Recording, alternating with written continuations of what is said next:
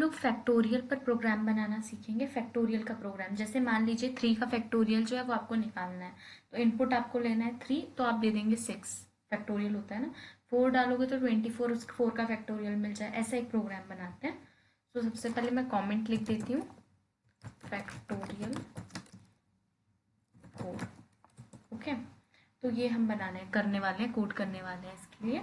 तो सबसे पहले आपको एक इनपुट लेना पड़ेगा। तो मान लीजिए कि num1 जो है वो मेरा इनपुट है, तो मैं इंटीजर में लूँगी और यहाँ पे इनपुट,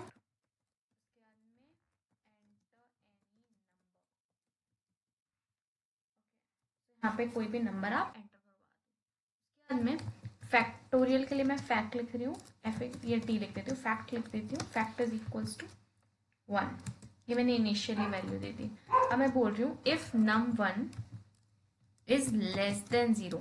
इंटीजर में तो कोई लेस देन 0 भी नंबर डाल सकता है ना, लेकिन आपको पता है फैक्टोरियल लेस देन 0 का थोड़ा ना डिफाइंड होता है। तो आप लिख दो, अगर if num1 is less than 0 तो प्रिंट कर दीजिए number should be positive, number should be positive.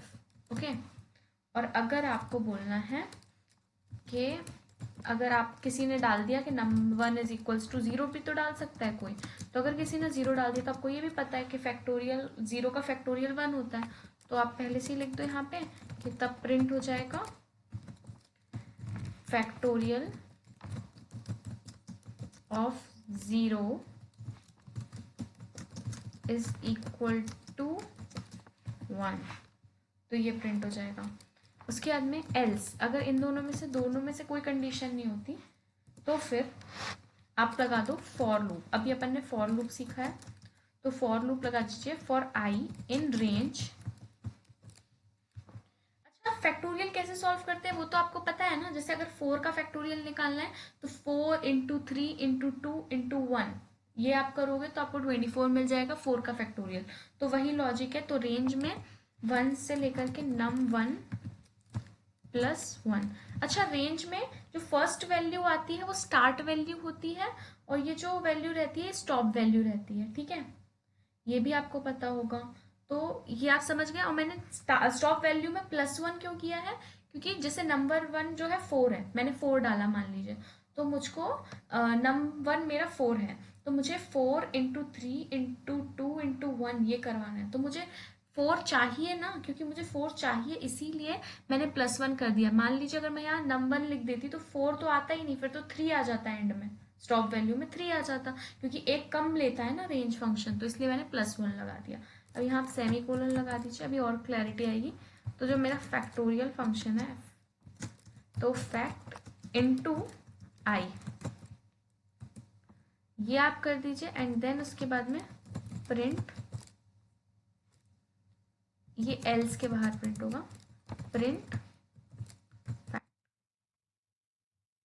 क्या समझ रहे हैं? इसमें हमने करा क्या, सबसे पहले फैक्टोरियल कोड में एक नंबर इनपुट करवाया है, ठीक है, देन फैक्टोरियल की वैल्यू 1 डाल दी। अगर num1 जो है वो लेस देन 0 है तो नंबर शुड बी पॉजिटिव, अगर वो इक्वल टू 0 है, ठीक है, तो फिर हमारा फैक्टोरियल ऑफ 0 1 होता है, और अगर नॉर्मल वैल्यू है तो फिर हमने रेंज फंक्शन लगा दिया। अब 1, तो देखिए पहले 1 वैल्यू आएगी तो 1 से मल्टीप्लाई हो जाएगा, जो भी फैक्टोरियल है वो 1 से मल्टीप्लाई हो जाएगा।